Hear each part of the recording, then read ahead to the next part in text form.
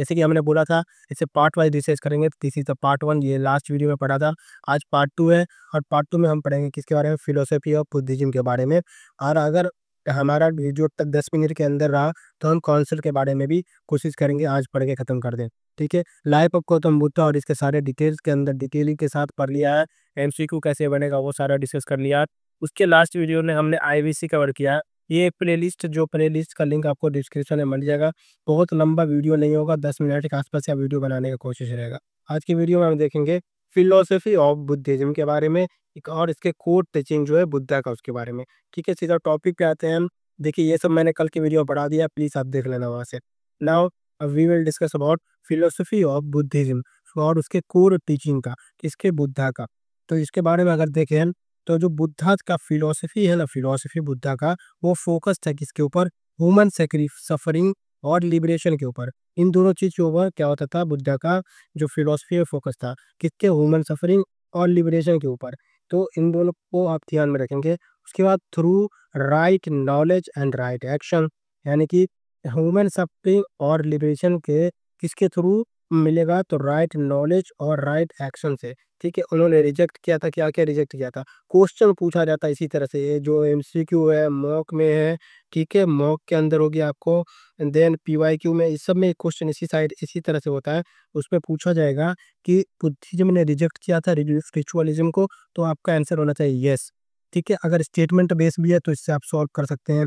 अगर वो assertion reason वाला है तो भी ये सॉल्व हो जाएगा। तो आपको क्या करना है ना, इस वीडियो के अंदर जितने भी चीज पढ़ाए जाते हैं वो हर एक लाइन आपके लिए इंपॉर्टेंट है। Every line is important for you, just read it and revise it. बस इतना ही करना है आपको। और देखिए आपका कैसे 80% और के प्लस जाएगा आपका नंबर मॉक वगैरह में। ठीक है, और मॉक में अच्छा नंबर आ रहा है इसका मतलब आप एग्जाम में भी अच्छा करेंगे।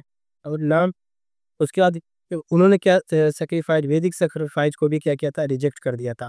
उसके बाद कास्ट सिस्टम को भी बुद्धा ने क्या किया था, रिजेक्ट किया था। कास्ट सिस्टम को भी बुद्धा ने क्या कर दिया, रिजेक्ट कर दिया। ठीक है, एंड एम्फसाइज किया था एथिकल लिविंग और इनर पीस, आंतरिक अंदर की शांति, जो मन की शांति है उसके ऊपर उन्होंने फोकस किया था। विचुअलिज्म, वैदिक सेक्रीफाइस, कास्ट सिस्टम, ऐसी चीजों को रिजेक्ट करके, क्योंकि वो खुद क्षत्रिय क्लैन से आते थे, क्षत्रिय वर्ण से आते थे। ठीक है, अगर आपने लास्ट वीडियो पढ़ा था तो आपको पता होगा कि वो क्षत्रिय वर्ण से आते थे। ठीक है, वो बुद्धा। उसके बाद 4 नोबल ट्रूथ, जिसे हम आर्य सत्य भी बोलते हैं, वो बुद्धा का 4 नोबल ट्रूथ के बारे में देखें तो ये क्या होता है। सबसे पहले नोबल ट्रूथ क्या होता है, ये फाउंडेशन है बुद्धिस्ट फिलोसफी का। ये जो 4 नोबल ट्रूथ है यही फाउंडेशन है किसके, फिलोसफी का, तो बुद्धिस्ट फिलोसफी का। और सबसे ये भी याद रखना कि 4 नोबल ट्रूथ को किस नाम से भी जाना जाता है, आर्य सत्य भी बोलते हैं उसको। एंड वर फर्स्ट टाउट इन, कब, तो पहला 13वां जब सारनाथ में दिया गया था, इसको हम लास्ट वीडियो में बताए थे। धर्म चक्र परिवर्तन से क्या किए थे, चक्र परिवर्तन से हमने डिनोट किया था। ठीक है, इसमें पहला जो है 4th नोबल ट्रूथ में सबसे पहला है दुख। दुख का मतलब होता है सफरिंग एग्जिस्ट, यानी कि दुख है। ठीक है, नोबल ट्रूथ में पहला जो आर्य सत्य है वो है दुख है। दुख का मतलब हो गया कि सफरिंग जो भी है वो एग्जिस्ट करता है। सफरिंग मीन्स लाइफ जो है वो फुल ऑफ सफरिंग से है, जैसे कि ओल्ड एज, इलनेस और डेथ। तो दुख आपके जीवन में रहेगा। यही 4 नोबल ट्रूथ का सबसे पहला सत्य है। ठीक है, दूसरा सत्य के बारे में देखें तो समुदाय क्या है, इस दुख का कोई ना कोई क्या है, कारण है। समुदाय मतलब कॉज ऑफ सफरिंग। देखिए यहाँ पे मैंने जैसे बोला कि हर एक वर्ड इंपॉर्टेंट है, तो इसमें क्वेश्चन कैसे पूछा गया है कि ये दुख, दुख को क्या कहते हैं एमसीक्यू में, तो लिखेगा suffering exist, suffering cause, end of suffering या path to end of suffering, इस तरह से पूछेगा। तो दुख का मतलब होता है सफरिंग एग्जिस्ट और इस पे आप टिक लगाएंगे। उसी तरह से समुदाय का मतलब होता है कॉज ऑफ सफरिंग। ठीक है, को इस तरह से भी क्वेश्चन पूछा गया है कि दुख 4 नोबल ट्रूथ में से इनमें से कौन 4 नोबल ट्रूथ नहीं है, in which of the following is not a 4 noble truth. तो दुख, समुदाय, निरोध, मग, इन चारों में से कोई 3 दिया जाएगा, एक नहीं दिया जाएगा, उसको आप टिक लगाना है। ठीक है, तो ये एक तरह का एमसीक्यू बनेगा और ये एमसीक्यू पूछा गया है, तो आप ध्यान रखेंगे, हर एक लाइन को याद रखेंगे, वर्ड को याद रखेंगे। उसके बाद क्या है, समुदाय जो है सफरिंग का कारण है, और तो इसका रूट जो है सफरिंग का वो क्या है, तृष्णा। तृष्णा का मतलब होता है डिजायर, किसी चीज का डिजायर रखना ही आपका क्या है, कारण है। किस चीज का, तो दुख का। कि जैसे कि आप किसी चीज का डिजायर रखते हैं और वो आपको नहीं मिल पाता तो आपको दुख होता है। इसी तरह से यहाँ पे अपने लाइफ से जोड़ें तो देखिए दुःख का एक कारण क्या है? समुदाय। और समुदाय दुःख का एक कारण होता है, मतलब समुदाय, और उस समुदाय का जो कारण है वो तृष्णा। तृष्णा का मतलब होता है डिज़ायर। तृष्णा का मतलब पूछा गया है क्या होता है? तो आपको टिक लगाना है डिज़ायर। तो उनके बाद आता है तीसरा जो सत्य आर्य सत्य, उसमें बताया गया निरोध। यानी कि देखिए पहले तो दुःख है, दुःख के बाद गिव मी अ सेकंड। सबसे पहली बात देखें तो आपको क्या है? दुःख है, दुःख का एक कारण है और उस कारण का क्या है? एक निरोध भी है। कैसे? तो एंड ऑफ सफरिंग, क्या करना है? सफरिंग को खत्म करना है। क्या ये पॉसिबल है? Yes it is possible to overcome suffering by ending desire. तो निरोध को खत्म करना है, जैसे कि आपको तृष्णा है यानी डिजायर है किसी चीज का और वो आपको नहीं मिल पाया इसीलिए आपको दुःख हुआ। ठीक है, उसी तरह से अगर ये डिजायर जो है तृष्णा ये करना डिजायर करना आप छोड़ दें तो क्या हो जाएगा? ये ओवरकम हो जाएगा, एंड ऑफ सफरिंग हो जाएगा जिसे हम निरोध कहते हैं। ठीक है, और ये कैसे होगा? ये जो डिजायर को खत्म करना है, ठीक है, डिजायर को खत्म करना है उस तो एंड ऑफ सफरिंग होगा और ये पॉसिबल, इसे खत्म किया जा सकता है कैसे? तो इसको डिजायर को खत्म करके। लेकिन डिजायर कैसे खत्म होगा? तो डिजायर खत्म करने का कुछ 8 तरीका दिया गया है जिसे हम मग्ग बोलते हैं। डिजायर को खत्म करने का जो तरीका है उसे मग्ग बोलते हैं। यानी कि मग्ग का मतलब होता है पाथ टू एंड सफरिंग, यानी कि सफरिंग जो है उसको खत्म करने का रास्ता। और वो कैसे होगा? तो the way to end suffering is 8 fold path, यानी कि जो पाथ दिया गया वो 8 है। 8 ऐसे रास्ते दिए गए हैं जिससे क्या होगा? हमारा ये डिजायर खत्म होगा और उस डिजायर खत्म करने से क्या होगा? दुःख खत्म होगा। तो ये 4 नोबल ट्रुथ हमारे आज के भी लाइफ में बहुत ज़्यादा इम्पोर्टेंट रखते हैं, अगर उसे खत्म करना है तो इनको देखें आप। उसके बाद देखें तो ये 8 फोल्ड जो है 8 फोल्ड पाथ ये क्या है? तो अगर ये देखें हम तो देखिए 8 फोल्ड पाथ पाथ जो है उसको अष्टांगिक मार्ग भी बोलते हैं। अष्ट अष्टांगिक मार्ग, ठीक है? तो पहला देखें ये होता क्या है? तो दिस इज प्रैक्टिकल पाथ जो है, ये एक प्रैक्टिकल पाथ है क्या चीज अटेंड करने का? तो लिबरेशन। लिबरेशन मीन्स निर्वाण अटेंड करने का, ये एक प्रैक्टिकल पाथ है, नॉट दूसरा चीज नहीं बोल रहा है, इसको प्रैक्टिकल पाथ है। ठीक है, it is divided into 3 category. इसको भी 8, जैसे कि देखो आप ये 8 है, इसको 3 कैटेगरी में डिवाइड किया गया है, जिसमें पहले कैटेगरी के अंदर 2 रखा गया और तीसरे और दूसरे कैटेगरी में 3 और तीसरे कैटेगरी में 3। तो देखो आप 2 + 3 कितना हो जाएगा? 8 हो जाएगा। 3 3 6 + 2 8 हो गया ना? तो इसी तरह से देखें तो पहले कैटेगरी में जिसमें 2 रखा गया है, वो उसको बोलते हैं उस कैटेगरी को विज़डम। विज़डम मीन्स प्रज्ञ, प्रज्ञ, ठीक है? जिसमें 2 जो रखा गया है वो है राइट व्यू और राइट इंटेंशन। राइट व्यू अगर देखें तो राइट व्यू का मतलब होता है understanding reality and 4 noble truth. यानी कि सबसे पहला कैटेगरी का पहला ही बात कहा गया है कि समझना है रियलिटी को और ये 4 नोबल ट्रूथ। कौन सा 4 नोबल? तो ये जो मैंने यहाँ दिखाया, ये 4 नोबल ट्रुथ जो आपको दिखा ये 4 जो है, इसको समझना है। ठीक है? सबसे पहली बात यही है। उसके बाद देखिए राइट इंटेंशन। राइट इंटेंशन का मतलब हो गया commitment to renounce desire and avoid ill will. यानी कि क्या कर रहा है? राइट इंटेंशन रखना है। राइट इंटेंशन मतलब कमिटमेंट करना है खुद से कि हम रिनाउंस कर देंगे इस चीज़ को, तो डिज़ायर को। डिज़ायर को क्योंकि 8 फुट 5 का मतलब है जब तक आप डिज़ायर को क्या करना है? डिज़ायर खत्म करना। तो सब चीज़ में राइट इंटेंशन में आपको क्या करना है? डिज़ायर को खत्म करना है और अवॉइड करना है इल विल को। जो विल जो है हमारी विल, उसमें से गुड वाली नहीं, इल वाली, यानी कि बुरी चीज़ों को, जो बुरी चाहत है उसको खत्म करना है। ठीक है? उसके बाद हम आगे बढ़े तो आप देखेंगे एथिकल कंडक्ट। एथिकल कंडक्ट का मतलब होता है शीला। शीला मतलब जिसके अंदर 3 घंटे, जैसे मैंने बोला 8 में 3 है तो 2 ये रहा, यहाँ पढ़ा दिया मैंने, 3 3 ये तीनों है 3, ठीक है? और ये वाला जो 3 बच गया वो यहाँ पे आएगा इस कैटेगरी के अंदर। तो एथिकल कंडक्ट देखे शीला, तो राइट स्पीच सबसे पहले क्या? एथिकल कंडक्ट का राइट स्पीच, इसका मतलब हो गया कि नो लाइन, झूठ नहीं बोलना है, गॉसिप्स नहीं कर रहे हैं और हार्श वर्ड का इस्तेमाल नहीं करना है जीवन के अंदर। ठीक है? That means that is right speech. Now the another one is right action. Right action means moral behaviour. Moral behaviour का मतलब क्या होता? कि नो किलिंग। नो किलिंग का मतलब कि जरूरी नहीं कि आदमी की हत्या ही करना। नो किलिंग का मतलब हो गया कि कोई भी चीज़ की किलिंग नहीं करनी है, चाहे वो इंसेक्ट हो and another thing also. Stealing यानी कि कोई भी चीज़ चोरी नहीं करनी है और सेक्सुअल मिसकंडक्ट जो है वो नहीं करना। ठीक है? उसके बाद देखें नेक्स्ट वाला, तो right livelihood, earning a living without harming others. जैसे कि मैंने आपको बताया नो किलिंग, तो किसी को बिना हार्म किए, किसी को बिना हार्म किए अपना जीवन को जीना है, ठीक है? जैसे कि not dealing in a weapon, animal, liquor etcetera, क्योंकि ये सब आपको तो हार्म करता ही है, साथ में क्या करेगा दूसरों को भी हार्म करता है। तो हमें क्या करना है, विदाउट हार्मिंग, किसी और को बिना हार्म किए अपने जीवन को जीना है।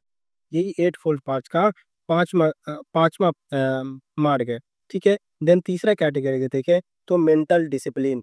मेंटल डिसिप्लिन में अगर आपसे बात करें तो इसमें क्या है, राइट एफर्ट। पहला देखें तो राइट एफर्ट्स, यानी कि अवॉइड करना है क्या चीज को, इविल और कल्टीवेटिंग गुड्स को। कल्टीवेटिंग गुड और इविल को अवॉइड करना है, इसी का मतलब हो गया राइट एफर्ट्स। राइट माइंडफुलनेस का मतलब हो गया कि हमें अवेयर रहना है वंस थॉट्स के और एक्शन से। किसी के अपने थॉट्स और एक्शन से क्या करना है, अवेयर रहना है, ठीक है? उसके बाद हम देखें तीसरा जो है, तीसरे कैटेगरी का तीसरा means right concentration and the important one, this is the important one, means deep meditation leading to self awareness. आपको क्या करना है, डीप मेडिटेशन करना है। आज के टाइम पे भी अगर आप स्टूडेंट डीप मेडिटेशन नहीं कर रहे हैं तो आप बहुत चीज अपने जीवन को नहीं दे पा रहे, ठीक है? ये आपको क्या करेगा, कंसंट्रेशन पावर बढ़ाता है। आप एक स्टूडेंट, आपका कंसंट्रेशन पावर हमेशा हाई रहना चाहिए, तो आपको क्या करना है, मेडिटेशन भी करना चाहिए। ज़्यादा वक्त नहीं लगता, कुछ वक्त में आप कर सकते हैं बैठ करके एकदम शांति से, ठीक है? ये आपको क्या करेगा,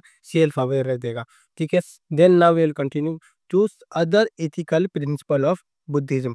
other ethical principle of Buddhism में देखें तो क्या और अलग क्या इसके अलावा जो एट अष्टांगिक मार्ग है, एट फोल्ड पाथ, इसके अलावा भी कोई ऐसा एथिकल प्रिंसिपल है बुद्धिज्म का? तो जी हाँ है, जिसमें पहला है अहिंसा।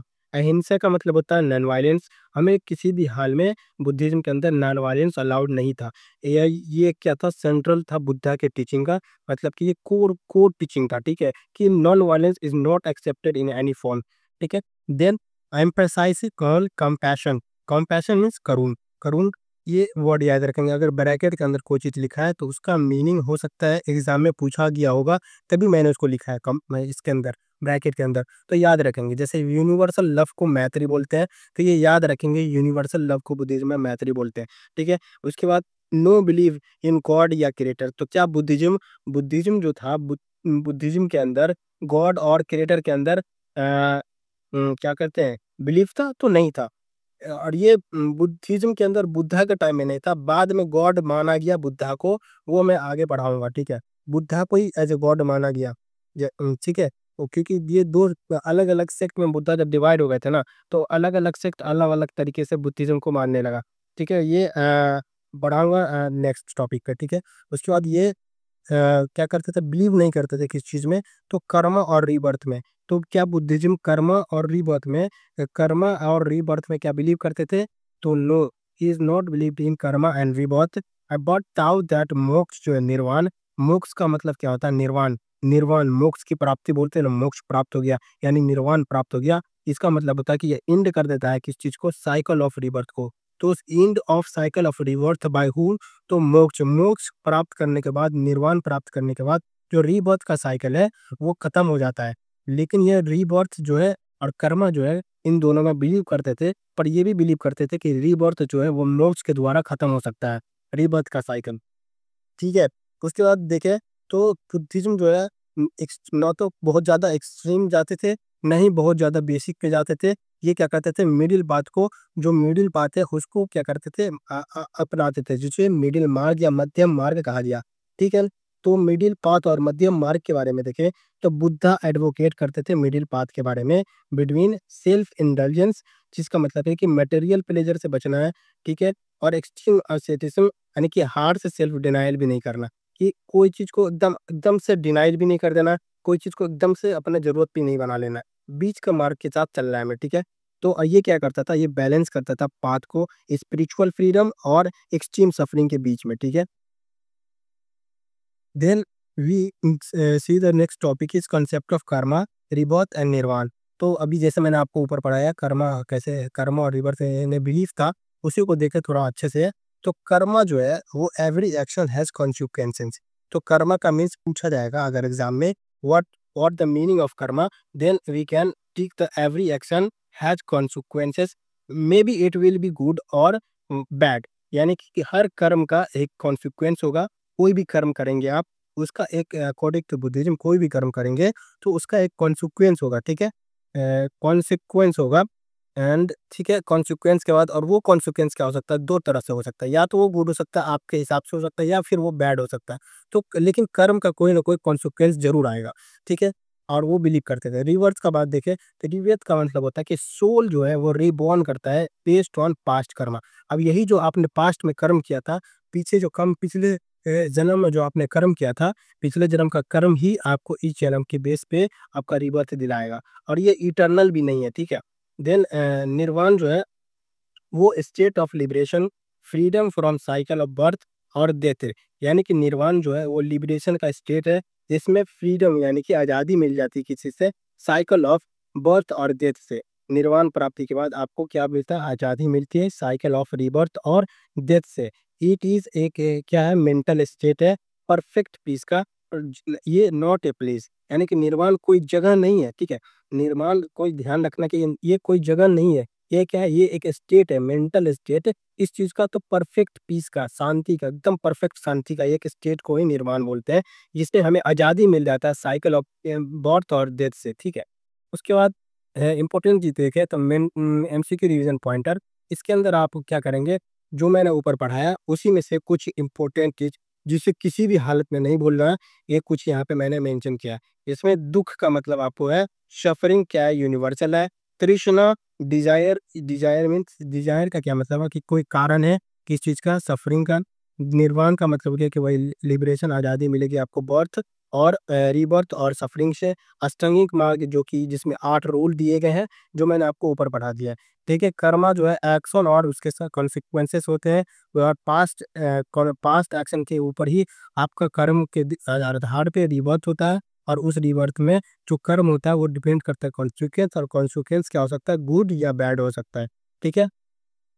उसके बाद मिडिल पाथ देखें तो ये अवॉइड करता है एक्सट्रीम ऑफ लग्जरी और एसेटिज्म को, यानी कि अवॉइड करना, बहुत ज़्यादा लग्जरी लाइफ भी नहीं जीनी है, बहुत ज़्यादा एसेटिज्म लाइफ भी नहीं जीतना, ठीक है। अहिंसा का मतलब हो गया नॉन वायलेंस, किसी भी हाल में नॉन वायलेंस बुद्धिज्म के अंदर एक्सेप्टेड नहीं है, और यही इसका क्या है, कोर बुद्धिस्ट का इथिक है कि non violence will be not accepted in any form. And then we see this rebirth, rebirth means not soul based. रिबर्थ जो है वो सोल बेस्ड नहीं होता था, ये कार्मिक बेस होता था, यानी कि आपका जो फिर से जो पुनर्जन्म होगा वो आपके सोल के आधार पे नहीं होगा, बल्कि ये आपके कर्म के आधार पे होगा। और कर्म भी आपका देखा जाएगा कि गुड कर्म था पिछले जन्म में या फिर बैड, उसकी कॉन्सिक्वेंसेस के हिसाब से आपका फिर रीबर्थ होता। और रीबर्थ जब होगा तो रीबर्थ का क्या है, साइकिल खत्म हो जाता है, कब, जब आपको निर्वाण की प्राप्ति होती है, ठीक है। Then this is the third topic, Buddhist council, one second, Buddhist council Buddha संगति ऑर्गेनाइज हो। तो ये मैं देखो तो वीडियो लंबी हो गई है, इसको हम नेक्स्ट टॉपिक में क्या करेंगे, नेक्स्ट पार्ट में पढ़ेंगे। ये आपका पार्ट 2 था, ये पार्ट 3 में इसको डिस्कस करेंगे, ठीक है। सो इस वीडियो के लिए इतना ही। अगर आपको वीडियो अच्छी लगे तो प्लीज़ आप इस वीडियो के चीज़ के साथ जुड़ जाएंगे, क्योंकि ये आपका एक मात्र और अंतिम चीज़ है, इसके अलावा आपको कुछ भी करने की ज़रूरत नहीं है। आप, क्योंकि आपके पास टाइम नहीं है, इसलिए आप इस वीडियो पे आप फोकस करेंगे, और आप चाहें रिलाई कर सकते हैं। अगर आपके पास टाइम है, बहुत लग रहा है कि आपको टाइम निकाल पा रहे हैं अपने दिनचर्या से, तो आप क्या करेंगे, दूसरी चीज़ों पे भी फोकस करेंगे। बट इस सीरीज को आप, ये सीरीज जो है आपको बहुत बेनिफिट करेगा, तो प्लीज़ आप इस सीरीज के साथ जुड़ जाएंगे, ठीक है। और आपको हम मिलते हैं नेक्स्ट पार्ट के अंदर, तब तक के लिए थैंक यू।